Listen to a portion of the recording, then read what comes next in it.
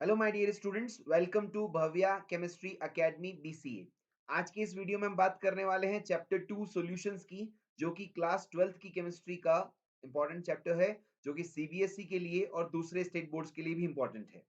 ये video lecture 4 है, जिसका टॉपिक है ideal and non ideal solutions, types of non ideal solutions, azeotropic mixtures and there types. तो आइए स्टूडेंट्स, वीडियो की शुरुआत करते हैं। सबसे पहले हम बात करते हैं आइडियल सॉल्यूशंस की। तो आइडियल सॉल्यूशंस क्या होते हैं? तो देखिए, आप सभी ने प्रीवियस लेक्चर में और सॉल्यूशन चैप्टर में पढ़ रखा है कि राउल्ट्स लॉ क्या होता है। तो जो सॉल्यूशंस राउल्ट्स लॉ को ओबे करते हैं, अब ओबे करने का मतलब है कि हमेशा ओबे करते हैं, सभी कंसंट्रेशंस पे ओबे करते हैं, सभी टेम्परेचर्स पे ओबे करते हैं, उन सॉल्यूशंस को आइडियल सॉल्यूशन कहा जाता है। तो हम क्या बोलेंगे? These solutions obey Raoult's law at all concentrations and at all temperature। यानी कि जब हम कह रहे हैं कि कोई भी सॉल्यूशन राउल्ट्स लॉ को ओबे करेगा सभी कंसंट्रेशन पे, सभी टेम्परेचर पे, तो उसे हम आइडियल सॉल्यूशन कहेंगे। और जब राउल्ट्स लॉ ओबे होगा तो हम ये कहते हैं कि पी ए, जो किसी लिक्विड का, किसी कंपोनेंट का जो पार्शियल वेपर प्रेशर आता है, वो पी नॉट ए एक्स ए के इक्वल आता है। दूसरा लिक्विड, दूसरा कंपोनेंट, उसका पार्शियल वेपर प्रेशर पीबी जो आता है, वो P naught B X B के इक्वल आता है। और जो सॉल्यूशन का टोटल प्रेशर आता है, मिक्सचर का जो टोटल प्रेशर आता है, वो P naught A X A plus P naught B X B के इक्वल आता है। ऐसा होगा तब उस सॉल्यूशन को राउल्ट्स लॉ को 100% ओबे करता हुआ मानेंगे और वो आइडियल सॉल्यूशन कहा जाएगा। ठीक है, अब आगे देखिए next point. In these solutions volume change of mixing is zero. अब ये वॉल्यूम चेंज ऑफ मिक्सिंग क्या होता है? तो जब भी आप सॉल्यूट को सॉल्वेंट के अंदर डिसॉल्व करते हैं और सॉल्यूशन बनाते हैं, तो जो सॉल्यूशन का वॉल्यूम फॉर्म हुआ है, वो सॉल्यूट प्लस सॉल्वेंट के वॉल्यूम के अगर इक्वल है, तो हम बोलेंगे कि वॉल्यूम चेंज ऑफ मिक्सिंग नहीं हो रहा है और volume change of mixing zero है, या डेल्टा वी मिक्सिंग जीरो है। तो हम जब आइडियल सॉल्यूशंस की बात करते हैं, तो उनके लिए volume change of mixing zero होता है, डेल्टा वी मिक्स जीरो होता है। इसीलिए ही सॉल्यूट और सॉल्वेंट का वॉल्यूम सॉल्यूशन के वॉल्यूम के इक्वल आता है, राइट? तो in these solutions volume change of mixing is zero, delta V mixing is zero, so V solute plus V solvent is equal to V solution. Okay, अब आगे बात करते हैं नेक्स्ट पॉइंट की। तो जब हम आइडियल सॉल्यूशन की बात करते हैं, तो जब सॉल्यूट को सॉल्वेंट के अंदर डिसॉल्व करते हैं, तो उस दौरान कुछ भी हीट चेंज ड्यूरिंग मिक्सिंग नहीं होता है। मतलब जब सॉल्यूट को सॉल्वेंट के अंदर डिसॉल्व किया, तो ना तो हीट एब्जॉर्ब होगी, ना ही हीट रिलीज होगी, यानी डेल्टा एच मिक्सिंग जीरो होगा आइडियल सॉल्यूशन के लिए, राइट? देखिए, यही बात यहाँ पे कही गई है, heat change on mixing is zero for these solutions, which means that heat is neither absorbed nor released when both solute and solvent are mixed, that is delta H mixing is zero। okay students, अब आगे देखिए ध्यान से।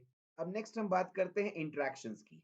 तो मान लेते हैं कि जो सॉल्यूशन है उसके अंदर सॉल्यूट और सॉल्वेंट दो कंपोनेंट हैं। तो जो सॉल्यूट के मॉलिक्यूल्स के बीच में जो इंटरेक्शंस हैं, लेट्स से वो ए हैं। सॉल्वेंट के मॉलिक्यूल्स के बीच में जो इंटरेक्शंस पाए जाते हैं, उन्हें बी मान लिया। और जो सॉल्यूशन के मॉलिक्यूल्स के बीच में जो इंटरेक्शंस हैं, वो ए बी हैं। तो जब आइडियल सॉल्यूशन की बात करते हैं, तो ए और B interaction A B interaction के इक्वल होता है, यानी कि सॉल्यूट और सॉल्वेंट के इंटरेक्शंस सॉल्यूशन के इंटरेक्शन से इक्वल है। ना तो कोई स्ट्रॉन्गर है, ना कोई वीकर है, एग्जैक्टली इंटरेक्शन सेम है। तो हम क्या बोलेंगे? In ideal solutions, the solute-solute interactions, that is AA, and the solvent-solvent interaction, that is BB, is equal to the interactions present between the molecules of solution AB। यानी AA और BB is equal to AB, right? Ideal solution के अंदर एक बात और देखने को मिलती है कि जो सॉल्यूट मॉलिक्यूल्स हैं, वो सॉल्वेंट के अंदर डिसॉल्व होने पर ना तो एसोसिएशन शो करते हैं, ना ही डिसोसिएशन शो करते हैं, राइट? तो solute molecules neither associate nor dissociate in the ideal solution, right? अब आइडियल सॉल्यूशंस के लिए अगर हम बात करें, तो जितने भी आइडियल सॉल्यूशन हैं, अब क्योंकि वो सॉल्यूशंस हैं, सॉल्यूशन बनता है सॉल्यूट को सॉल्वेंट के अंदर डिसॉल्व करने से, और जब डिसॉल्व हो रहा है तो उस दौरान रैंडमनेस बढ़ रही है, डिसऑर्डरनेस बढ़ रहा है, तो एंट्रोपी भी बढ़ेगी, तो डेल्टा एस मिक्सिंग पॉजिटिव होगा। और जब डेल्टा एस मिक्सिंग पॉजिटिव आ रहा है, तो ऑब्वियसली प्रोसेस स्पॉन्टेनियस है, और डेल्टा जी मिक्सिंग जो आएगा आइडियल सॉल्यूशन के लिए, वो नेगेटिव आएगा। तो we can say for ideal solution delta G mixing is negative or delta G mixing is less than zero, and delta S mixing is positive or delta S mixing is more than zero, right?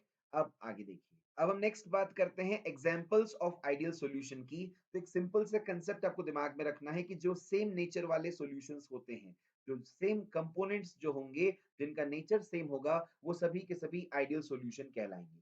जैसे first example देखिए, n hexane and n heptane. तो देखो आपको नाम से ही समझ में आ रहा है, दोनों ही स्ट्रेट चेन एल्केन हैं, दोनों के दोनों सेम नेचर वाले हैं, इसलिए दोनों मिलके आइडियल सॉल्यूशन बनाएंगे। तो जब कभी भी आपके पास दो कंपोनेंट हैं या तीन कंपोनेंट हैं, उनका नेचर सेम है, तो वो आइडियल सॉल्यूशन बनाने की संभावना होगी, राइट। तो सेकंड एग्जांपल देखिए, क्लोरोएथेन एंड ब्रोमोएथेन।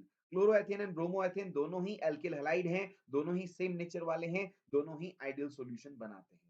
थर्ड एग्जांपल है क्लोरोबेंजीन एंड ब्रोमोबेंजीन। दोनों ही एरिल हैलाइड हैं, दोनों के दोनों सेम नेचर वाले हैं, इसलिए दोनों आइडियल सॉल्यूशन बनाते हैं। इसी तरह से नेक्स्ट देखिए, बेंजीन एंड टॉल्विन। बेंजीन और टॉल्विन दोनों ही एरोमेटिक हाइड्रोकार्बन हैं, दोनों सेम नेचर वाले हैं, इसीलिए दोनों आइडियल सॉल्यूशन बनाते हैं, राइट।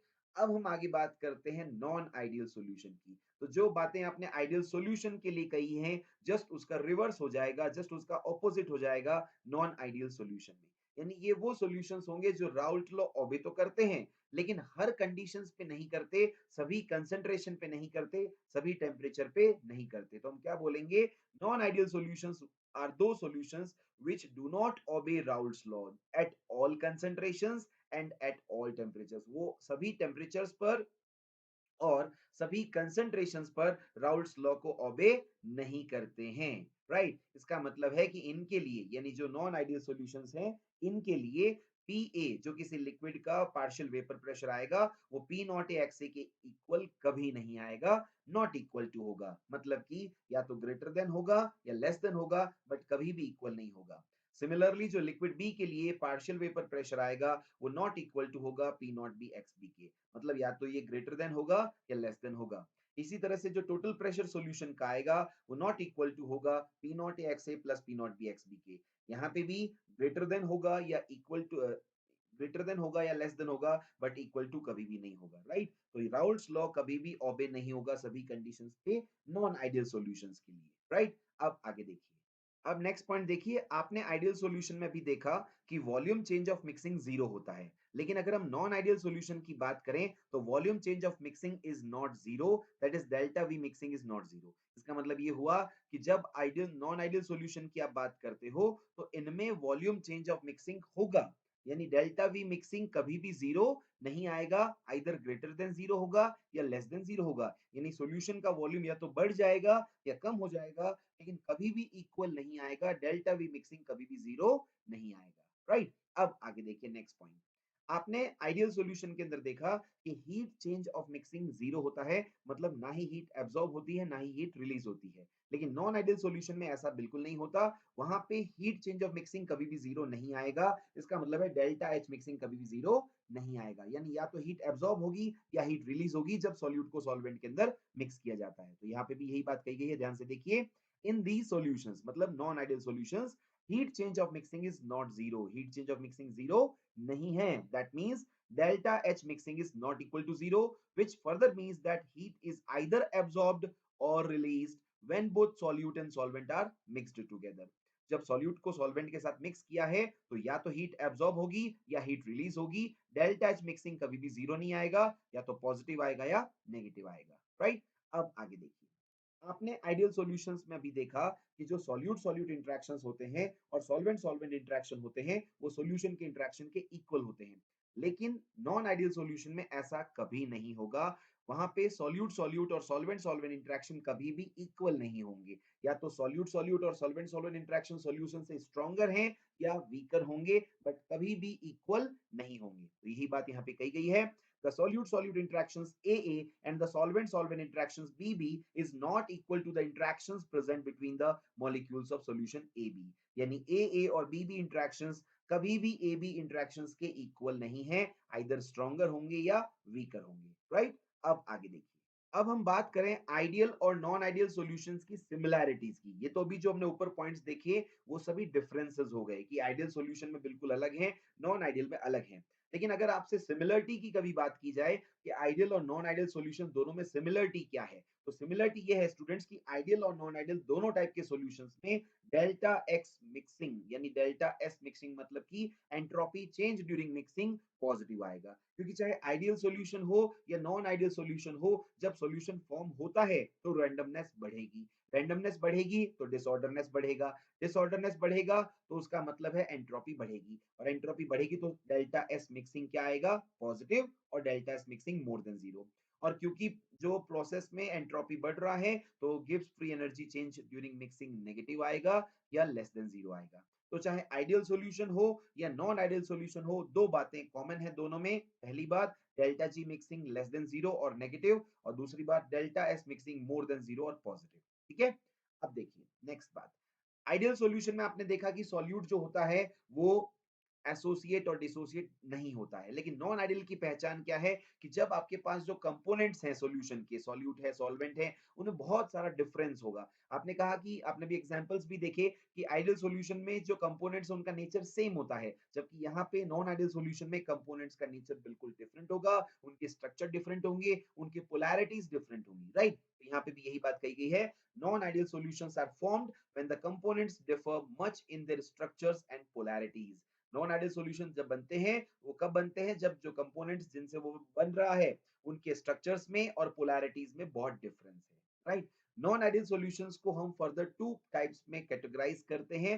पहला है solutions showing positive deviation from Raoult's law, दूसरा है solutions showing negative deviation from Raoult's law. यानी कि अगर आप नॉन आइडियल सॉल्यूशंस की बात करते हो तो उसके दो टाइप हैं, पहले वो जो राउल्स लॉ से पॉजिटिव डेविएशन शो करते हैं वो वाले सॉल्यूशन, दूसरे वो सॉल्यूशंस जो राउल्स लॉ से नेगेटिव डेविएशन शो करते हैं। ठीक है, तो आइए अब एक एक करके इनकी प्रॉपर्टीज को कंपेयर करते हैं। तो देखिए आपने यहाँ पे कॉलम के फॉर्म में देख पा रहे हैं कि हमने दो कॉलम बना दिए, एक तरफ लिख दिया solution showing positive deviation from Raoult's law और एक तरफ हो गया solution showing negative deviation from Raoult's law. तो कैसे आइडेंटिफाई किया जाता है कि कोई भी सॉल्यूशन पॉजिटिव डेविएशन शो करेगा राउल्स लॉ से या नेगेटिव डेविएशन शो करेगा, आप कैसे आइडेंटिफाई करेंगे। देखो आइडियल और नॉन आइडियल तो आइडेंटिफाई करना आपको आ गया।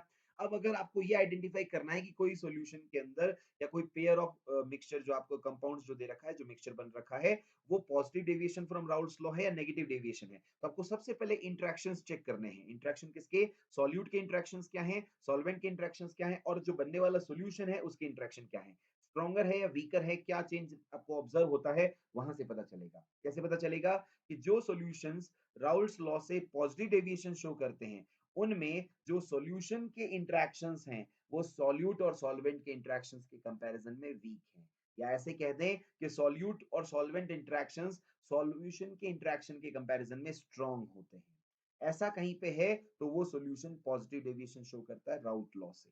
अगर हम बात करें solution showing negative deviation from Raoult's law की, तो वहां पे क्या होगा, जो सॉल्यूशन बनेगा उसके इंटरेक्शंस जो होंगे वो सॉल्यूट और सॉल्वेंट के इंटरेक्शन से स्ट्रॉन्गर होंगे, या सॉल्यूट और सॉल्वेंट के इंटरेक्शंस सॉल्यूशन के इंटरेक्शन के कंपैरिजन में वीक होंगे, राइट। अब इसको समझना अच्छे से, यही बात यहाँ पे कही गई है। तो दिस डेविएशन यानी जो पॉजिटिव डेविएशन है वो कब शोन होगा, when the forces of attraction between AB molecules कौन है, जो solutions के हैं, are weaker than the force of attraction between AA and BB molecules in the two components forming the solution। यानी अगर आपके पास टू कंपोनेंट्स हैं सॉल्यूट और सॉल्वेंट, उनके इंटरेक्शंस स्ट्रॉन्गर हैं और सॉल्यूशन जो बन रहा है AB उसके इंटरेक्शंस वीक हैं, तो ऐसा सॉल्यूशन क्या कहलाएगा, positive deviation from Raoult's law show करने वाला सॉल्यूशन, राइट। इसी तरह से अगर हम बात करें नेगेटिव डेविएशन की तो हम क्या बोल देंगे, in these solutions the AB interactions are stronger than the AA and BB molecular interactions present in the two components forming the solution। यानी आपके पास जो दो कंपोनेंट्स हैं वो कौन है, सॉल्यूट और सॉल्वेंट, उनके इंटरेक्शंस हैं AA और BB, उनके कंपैरिजन में जो AB इंटरेक्शंस हैं वो क्या हैं, कंपैरेटिवली स्ट्रॉन्गर हैं, राइट। तो अब आगे देखिए, तो जैसा कि अभी मैंने कहा पॉजिटिव डेविएशन में क्या होगा, ए ए और बी बी इंटरेक्शन स्ट्रॉन्गर हैं, ए बी इंटरेक्शन वीकर हैं, जबकि नेगेटिव डेविएशन में क्या होगा, ए ए और बी बी इंटरेक्शन वीकर होते हैं और ए बी जो सॉल्यूशन के इंटरेक्शन है वो स्ट्रॉन्गर है।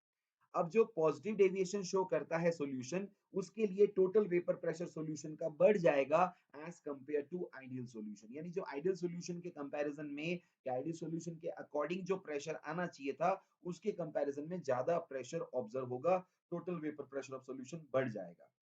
और यही बात अगर नेगेटिव डेविएशन के लिए कहें तो आइडियल सॉल्यूशन के केस में जो अपने पास वेपर प्रेशर ऑफ सॉल्यूशन आता है उसके कंपैरिजन में less vapour pressure of solution आएगा, राइट। देखिए second point, the total vapour pressure of the solution जो पॉजिटिव डेविएशन शो करते हैं will be greater than the corresponding vapour pressure expected in case of ideal solution of the same composition, right. तो यानी जब आपके पास ideal solution होता, same composition होता, तो आपके पास जो वेपर प्रेशर आता उसके कंपैरिजन में नॉन आइडियल सॉल्यूशन में क्या आएगा, वेपर प्रेशर सॉल्यूशन का ज्यादा आएगा, right. The total vapor pressure of the solution will be lesser than the corresponding vapor pressure expected in case of ideal solution of the same composition, right।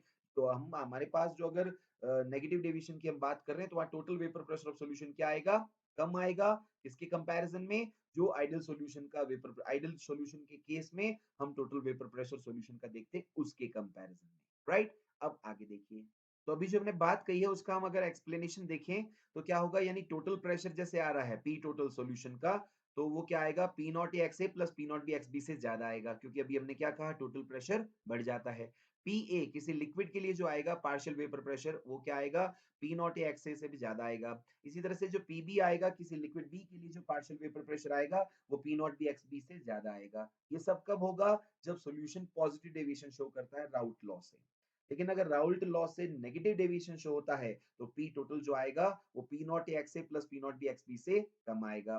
P A जो आएगा वो P naught X ए से कम आएगा, P B जो आएगा वो P naught B X B से कम आएगा, राइट। अब आगे देखिए, अब क्योंकि आपने यहाँ पे कहा पॉजिटिव डेविएशन में कि सॉल्यूट और सॉल्वेंट के इंटरेक्शंस स्ट्रांग हैं, तो वो इजीली सॉल्यूशन नहीं बनाएंगे, और उनको जब आपको सॉल्यूशन बनाना है तो हीट एब्जॉर्ब हो जाएगी, और जब हीट एब्जॉर्ब होगी तो वो जो डिसोल्यूशन का प्रोसेस है वो एंडोथर्मिक होगा, और डिसोल्यूशन का प्रोसेस जब एंडोथर्मिक होगा तो डेल्टा एच पॉजिटिव आएगा या डेल्टा एच मिक्सिंग मोर देन जीरो आएगा, राइट। हमने यहाँ पे यही बात कही है कि पॉजिटिव डेविएशन शो करने वाले सॉल्यूशंस के लिए डिसोल्यूशन का प्रोसेस एंडोथर्मिक है, क्योंकि यहाँ हीट एब्जॉर्ब होती है, और क्योंकि डिसोल्यूशन एंडोथर्मिक है इसलिए डेल्टा एच मिक्सिंग मोर देन जीरो होगा या डेल्टा एच मिक्सिंग पॉजिटिव होगा, राइट।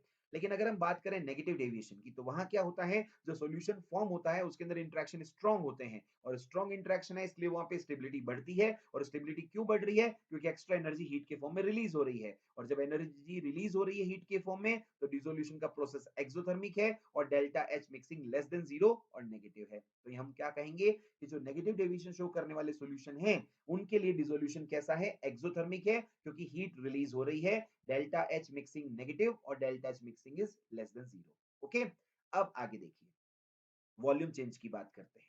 तो जो पॉजिटिव डेविएशन होता है वहां पे डिसोल्यूशन के बाद वॉल्यूम बढ़ जाता है, वॉल्यूम बढ़ जाता है मतलब डेल्टा वी मिक्सिंग मोर देन जीरो होगा या पॉजिटिव होगा। तो हम क्या कहेंगे, पॉजिटिव डेविएशन शो करने वाले सॉल्यूशन के लिए volume is increased after dissolution, so delta V mixing is more than zero और delta V mixing is positive. लेकिन जो नेगेटिव डेविएशन शो करने वाले सॉल्यूशन हैं उनके लिए डिसोल्यूशन के बाद वॉल्यूम में डिक्रीज देखने को मिलता है, डेल्टा वी मिक्सिंग नेगेटिव आ जाएगा। तो यही बात यहाँ पे कही गई है, for the solution showing negative deviation from Raoult's law, volume is decreased after dissolution, that is delta V mixing is negative और delta V mixing is less than zero, okay। अब आगे देखिए, अब जैसा कि आपने भी कहा कि जो पॉजिटिव डेविएशन शो करने वाले सॉल्यूशंस हैं उनके लिए टोटल वेपर प्रेशर बढ़ जाता है, वो तभी हो पाएगा जब कंपोनेंट्स की एस्केपिंग टेंडेंसी ज्यादा होगी। जबकि अगर हमने कहा नेगेटिव डेविएशन में क्या होता है कि टोटल वेपर प्रेशर कम हो जाता है, इसका मतलब लिक्विड्स जो कंपोनेंट्स हैं ए और बी उनकी एस्केपिंग टेंडेंसी कम आएगी। यानी हम क्या कहना चाह रहे हैं कि जो पॉजिटिव डेविएशन शो करने वाले सॉल्यूशंस हैं उनमें क्या होगा, A and B components escape easily, showing higher vapor pressure than the expected value, expected value के कंपैरिजन में हायर वेपर प्रेशर आएगा और कंपोनेंट्स की एस्केपिंग टेंडेंसी ज्यादा होगी। जबकि अगर नेगेटिव डेविएशन वाले सॉल्यूशंस की बात करें तो A and B components have very low escaping tendency due to which they shows lower vapour pressure than the expected ideally. Ideally जो वेपर प्रेशर आता है उसके कंपैरिजन में लोअर वेपर प्रेशर ऑब्जर्व होगा, और एस्केपिंग टेंडेंसी कंपोनेंट्स ए और B की कम होगी नेगेटिव डेविएशन शो करने वाले सॉल्यूशंस में, ओके। अब आगे देखिए, जब हम बात करते हैं एजियोट्रोपिक मिक्सचर की तो उसके दो टाइप्स होते हैं, मिनिमम बॉइलिंग और मैक्सिमम बॉइलिंग एजियोट्रोप। और आपने पढ़ रखा है कि बॉइलिंग पॉइंट और वेपर प्रेशर क्या होते हैं, एक दूसरे के इनवर्सली प्रोपोर्शनल होते हैं। तो पॉजिटिव डेविएशन वाले सॉल्यूशंस में टोटल वेपर प्रेशर बढ़ गया तो सॉल्यूशन का जो बॉइलिंग पॉइंट आएगा वो डिक्रीज हो जाएगा, मिनिमम होगा सभी कंपोनेंट्स के कंपैरिजन में। तो जहां पॉजिटिव डेविएशन में टोटल वेपर प्रेशर बढ़ जाता है, उसी के कारण ही ये जो सॉल्यूशंस हैं पॉजिटिव डेविएशन शो करने वाले सॉल्यूशन, ये मिनिमम बॉइलिंग पॉइंट एजियोट्रोप बनाते हैं। तो हम क्या कहेंगे, the solution showing positive deviation from the Raoult's law form minimum boiling azeotropic mixture. जबकि अगर हम नेगेटिव डेविएशन की बात करें तो इनमें total vapour pressure of solution decrease हो गया, और वेपर प्रेशर डिक्रीज होने से बॉइलिंग पॉइंट बढ़ जाएगा, इसलिए नेगेटिव डेविएशन वाले solutions maximum boiling point azeotropic mixture बनाते हैं। तो यहाँ पे यही बात कही गई है, the solution form maximum boiling azeotropic mixture. Okay, अब आगे देखिए ध्यान से। अब हम बात करें एग्जाम्पल्स की, तो पहले देखते हैं पॉजिटिव डेविएशन शो करने वाले सॉल्यूशंस। तो फॉर एग्जाम्पल फर्स्ट हमने कहा है वाटर एंड एथेनॉल, जो पॉजिटिव डेविएशन शो करता है। वाटर के अंदर हाइड्रोजन बॉन्डिंग होती है, लेकिन जब एथेनॉल को वाटर के अंदर डिसॉल्व किया जाता है तो हाइड्रोजन बॉन्डिंग वीक हो जाती है, कंपैरेटिवली इंटरेक्शंस वीक हो जाते हैं सॉल्यूशंस के अंदर।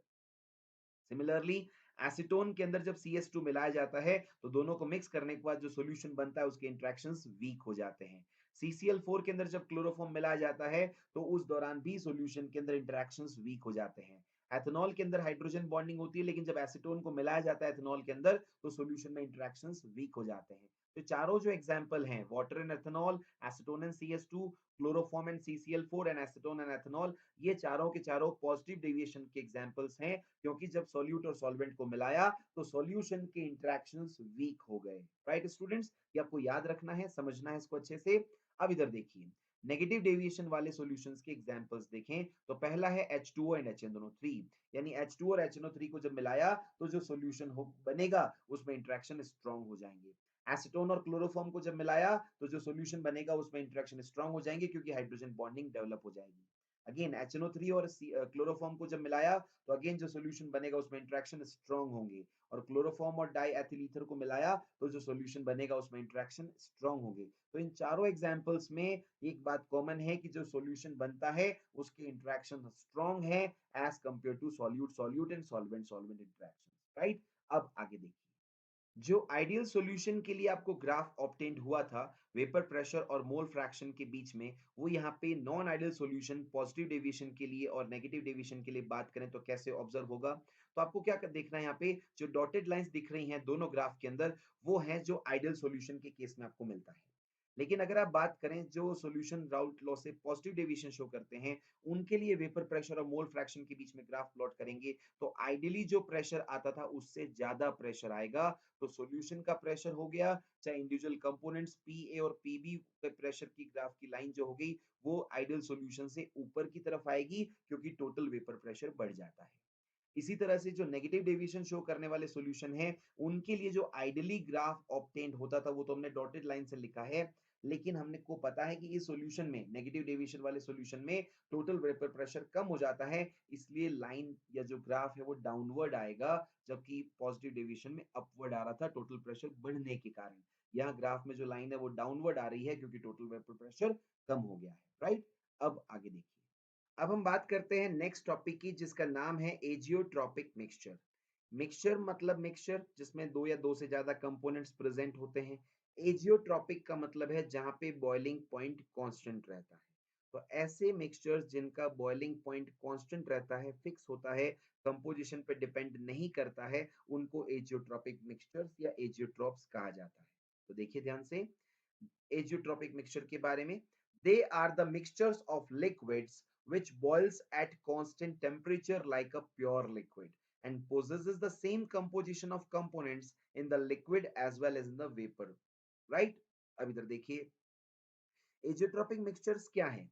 ऐसे लिक्विड्स के मिक्सचर हैं जो कि कांस्टेंट टेम्परेचर पे बॉईल करते हैं प्योर लिक्विड के जैसे, और जिनमें कंपोनेंट सेम रहेगा। राइट, लिक्विड फेज में भी और वेपर फेज में भी वेपर प्रेशर जो आएगा उस फेज में भी। राइट, तो हम क्या कहेंगे, they are called as constant boiling mixtures. इनको क्या कहा जाता है, कांस्टेंट बॉइलिंग मिक्सचर्स कहा जाता है। क्यों कहा जाता है, क्योंकि boiling point remains constant. Boiling point क्या रहता है, कांस्टेंट रहता है, and do not depend on the composition of mixture, और मिक्सचर के कंपोजिशन पे डिपेंड नहीं करता। And also whole of the azeotropic mixture changes into the vapor state at constant temperature, या और इसमें एक साथ में एक ही बात और भी देखने को मिलती है कि पूरा का पूरा एजियोट्रॉपिक मिक्सचर कांस्टेंट टेम्परेचर पर ही वेपर स्टेट में चला जाता है।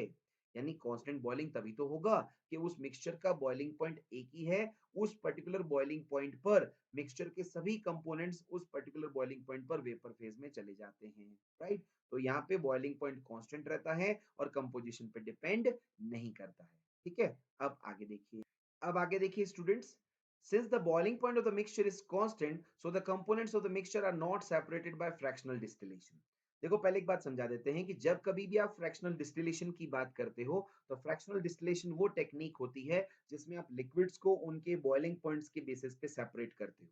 अब क्योंकि एजियोट्रॉपिक मिक्सचर का तो बॉइलिंग पॉइंट कांस्टेंट है, तो उसके जो कंपोनेंट्स हैं वो तो उस पर्टिकुलर बॉइलिंग पॉइंट पे ही दोनों के दोनों वेपर फेज में चले जाएंगे। तो एजियोट्रॉपिक मिक्सचर के कंपोनेंट्स को बॉइलिंग पॉइंट से सेपरेट नहीं किया जा सकता। क्यों नहीं किया जा सकता? क्योंकि मिक्सचर पूरे का बॉइलिंग पॉइंट कांस्टेंट होता है, right?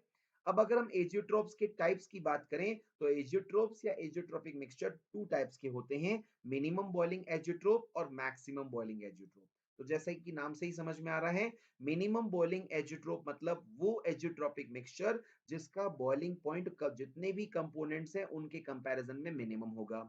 Maximum boiling point azeotropic mixture का मतलब हो गया ऐसा एजियोट्रोपिक मिक्सचर जिसमें मिक्सचर का बॉइलिंग पॉइंट जितने भी कंपोनेंट्स हैं उनके कंपैरिजन में मैक्सिमम होगा।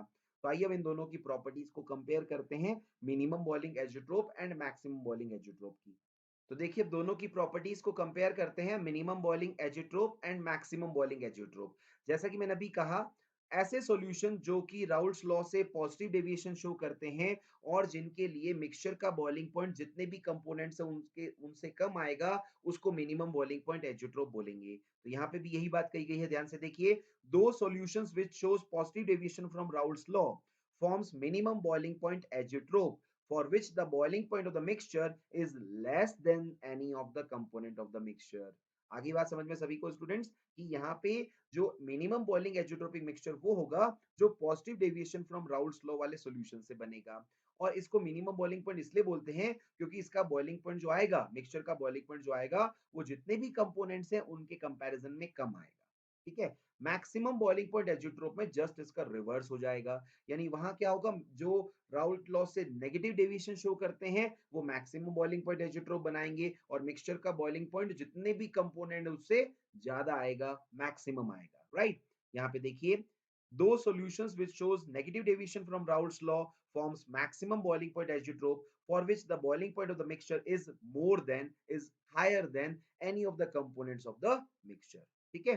अब आगे देखिए, अब क्या कहना चाह रहे हैं minimum boiling point azeotrope के लिए, for these solution there is an intermediate composition for which the vapor pressure of the solution is maximum and hence the boiling point is minimum. अब सीधी सी बात है, यहाँ पे वेपर प्रेशर क्या आ रहा है, ज्यादा आ रहा है, और वेपर प्रेशर सॉल्यूशन का ज्यादा आ रहा है, इसीलिए इनका बॉइलिंग पॉइंट क्या आ रहा है, मिनिमम आ रहा है। इधर क्या हो जाएगा, देखिए, for these solutions there is an intermediate composition for which the vapor pressure of the solution is minimum and hence the boiling point is maximum. यहाँ पे मैक्सिमम बॉइलिंग पॉइंट एजियोट्रोप पे क्या हो रहा है, total vapour pressure of the solution कम आ रहा है, मिनिमम आ रहा है, इसलिए बॉइलिंग पॉइंट क्या आएगा, मैक्सिमम आएगा। तो एक बात ध्यान रखनी है, किसी भी लिक्विड के लिए जब वेपर प्रेशर कम होगा तो बॉइलिंग पॉइंट ज्यादा आएगा, या उसका बॉइलिंग पॉइंट कम होगा तो वेपर प्रेशर उसका हाई रहेगा। Vapour pressure and boiling point are inversely proportional to each other, okay? अब आगे देखिए, अब बात करते हैं मिनिमम बॉइलिंग एजियोट्रोप के एग्जाम्पल की।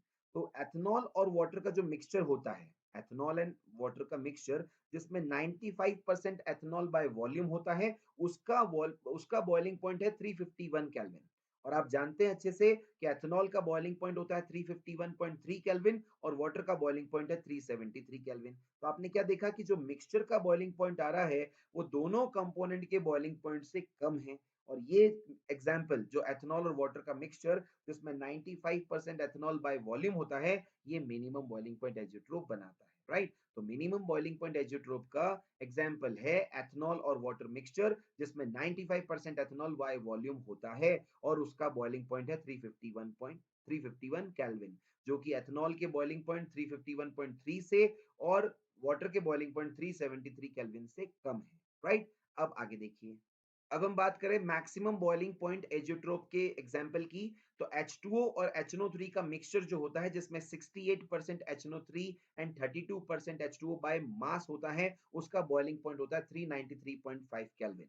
तो आप अच्छे से जानते हैं HNO3 का बॉइलिंग पॉइंट होता है 393 केल्विन और वाटर का होता है 373 केल्विन। इन दोनों से ज्यादा है मिक्सचर का बॉइलिंग पॉइंट। यहाँ पे एक ध्यान देना स्टूडेंट्स की, जो H2O और HNO3 जो है नाइट्रिक एसिड का जो मिक्सचर है, उसमें 68% नाइट्रिक एसिड बाय मास है, जबकि ऊपर वाला जो एग्जांपल था उसमें 95% एथेनॉल बाय वॉल्यूम था, जबकि यहाँ पे 68% HNO3 बाय मास है एंड 32% H2O बाय मास है। और यहाँ पे जो बॉइलिंग पॉइंट आ रहा है मिक्सचर का, वो दोनों कंपोनेंट से हायर है। कितना आ रहा है मिक्सचर का बॉइलिंग पॉइंट? 393.5 केल्विन, जबकि फर्स्ट कंपोनेंट HNO3 उसका बॉइलिंग पॉइंट 393 है और सेकंड कंपोनेंट वाटर उसका बॉइलिंग पॉइंट 373 है। दोनों से ही जो है, दोनों कंपोनेंट से ही इस मिक्सचर का बॉइलिंग पॉइंट हायर साइड में है। और ये किसका एग्जांपल है? मैक्सिमम बॉइलिंग एजियोट्रोप का। ओके स्टूडेंट्स, तो आपने देखा इस वीडियो में हमने बात की आइडियल सॉल्यूशंस के बारे में, नॉन आइडियल सॉल्यूशंस के बारे में, दोनों के एग्जांपल्स देखे। नॉन आइडियल सॉल्यूशंस के दो टाइप देखे, जो पॉजिटिव डेविएशन शो करते हैं वो, और जो राउल्ट लॉ से नेगेटिव डेविएशन शो करते हैं वो। उनकी प्रॉपर्टीज को कंपेयर किया, ग्राफ को कंपेयर किया, एग्जांपल्स को स्टडी किया।